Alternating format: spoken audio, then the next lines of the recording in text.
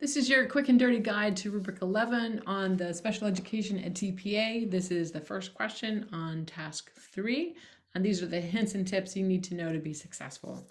So the first thing is the guiding question for number 11. Basically, this question is asking you, how did your supports and instructional strategies affect your students' learning progress as seen and traced from the baseline through their classwork through their ending assessments?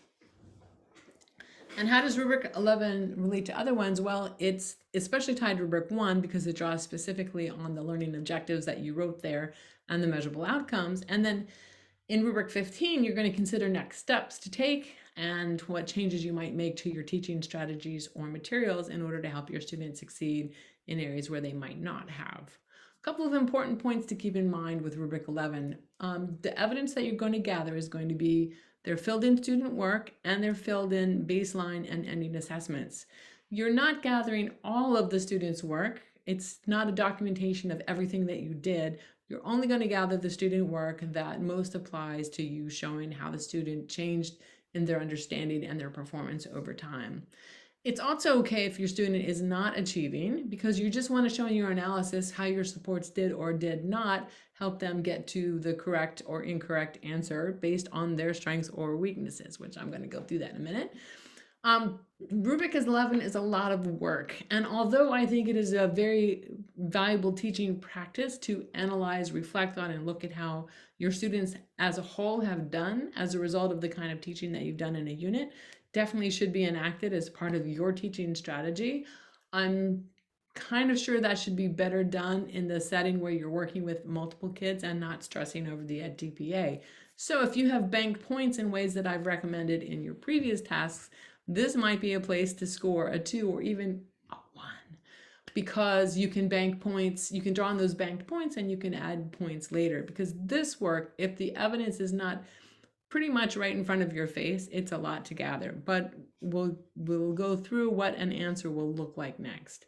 So the way rubric 11 is organized, like much on the commentary, is and this is something that frustrates candidates a lot of times because they feel like the TPA is very repetitive. But what the TPA, the logic behind it is that you're sort of going to gather one piece of information and then you're going to add to it in the next question and then add another nuance in the next question. But often candidates in their panic and stress about this portfolio project sort of feel like I'm just being asked the same thing over and over again and I just answered that, and a lot of times they'll cut and paste. And so I just want to show you how the questions are actually framed on the task. So 1A through C asks for identifying information. 1D just asks for how your student scored by each assessment that you did, and those should be organized by each lesson objective. 1E begins to ask you for the detail on the student's achievement, either an analysis of their achievement or as a result of your supports or both. And then 1F, which is where your rubric really gets scored anywhere from a 3 to a 5. So what you've done prior to this will get you a 2, but to get a 3 or above, 1F asks how your supports help the student grasp the learning goal. So I want to show you a little bit around languaging on this rubric as well. So in prior rubrics, there's been a lot of language around strengths and needs, the students' academic strengths and their academic needs. Here, I feel like the framers of the TPA almost themselves struggled around languaging this issue because they talk about strengths and errors. And that kind of combines the idea of an academic ability with how performance is happening on the assessment. And those can be two different things. Let me explain. So a student might understand a concept very well, but something about the assessment question, the way it's asked, the way they strategize their way through that question leads them to not answer well, even though you know they have a strength in that concept. So I'm going to use the term here, correct answers, as different from strengths, and I put it there together so you can see that, and errors versus needs. And you'll see why in a minute. So how did each lesson contribute to the student's grasping of the overall learning goal of your lessons? You can look at, for instance, what sub-skills does your student have that is a strength that you drew on with some support that over time you could see they were getting either more correct answers or they might have been making errors. Maybe your support didn't help them get that, even though they had that strength. So that's why errors, strengths, needs to be differentiated. What needs did they have? What did they miss on the baseline that you provided supports and scaffolding for, but they're still making errors, or they're getting correct answers now because your support succeeded for them? So did it work? Do you see evidence of that progress? Can you trace that can you show evidence of the errors and the needs there on the baseline? And then over time with the student work artifacts that you chose, you can show how you gave them a certain strategy, or you taught them, gave them a certain support, and now they're starting to succeed at least a little bit more, and or not. And then that support or strategy needs to be modified and onto the baseline. And you might start thinking about, if it didn't succeed, what would you try differently? Because that's going to come up for you in rubric 15. I want you to also note that it's incredibly important that you trace all the way through all learning objectives. And so you must trace all learning objectives, but you don't have to have a different strength versus a need. You could have a strength or a need that you're tracing, or a certain support that you're using, or both, ideally for a 4, all the way through all learning objectives. You don't have to have a different strength and a need as well across all learning objectives. So just a strength or a need, trace through correct or incorrect answers. And then if you want to have a 3, that's enough. If you want to get a 4, you're going to add to that explaining how your support did or did not help the student with that strength or need get to correct or incorrect answers. That is just a mouthful. Okay. So I thought I put in here, hold on a minute, I'm going to add another page for you all.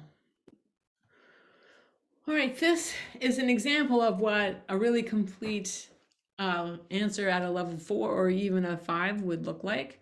So I've noted the needs and strengths in pink, and I would have provided evidence of them as well.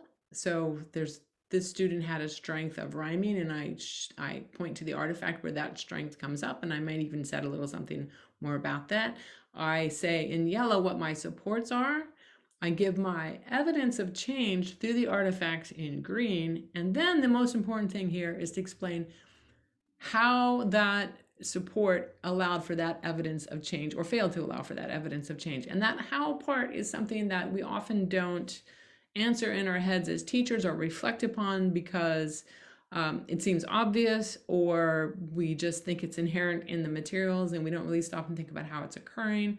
Or maybe we do, but it's a good practice, and it's definitely what's wanted on the task commentary. So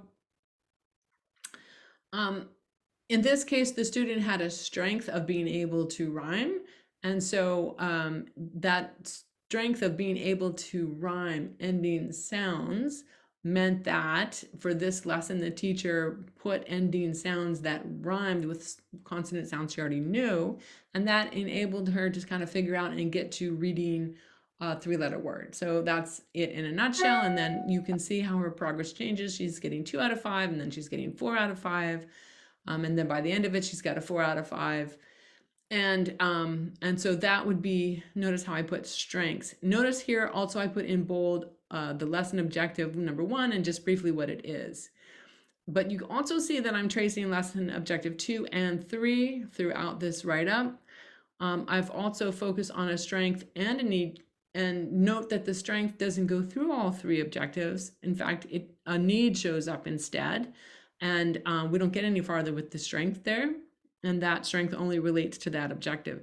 So it doesn't matter if you have one strength all the way through or one need all the way through or some combination of this. What is important is that you're tracing through all 3 objectives. Otherwise, you're going to end up with a 1, at best a 2 on this, probably a 1, because even for a level 2 score, you need to trace all 3 objectives, although you probably would have done that in your chart at 1D, I think that you would have put that in. But in any event, you can pause the video and you can sort of see the logic of how I worked through this and the level of detail that I worked through. this question. And I am Dr. Von Duke. I'm a professor of education. I've also been a Pearson portfolio reviewer. I've taught it as a course. I do consulting. You can see my link tree here, which links to all my other resources. So either you can, if you find that you want to, you can take for very cheap, actually have a very detailed course. It's $20. It covers all 15 rubrics. There's a video for each 15 rubric. In all, there's 7-8 hours of video that walk you step by step. There's draft documents, there's PowerPoints, and there's a link there to show you where that's available. You can also click over on my link tree. Also offer consulting if you want a mock score and some feedback, because sometimes for the special education, your learner specific needs and how that lines up with the academic expectations of the EdTPA are a little bit different and difficult to put together. I hope to put some consultation clips up soon. Good luck, and I will see you at the next Quick and Dirty.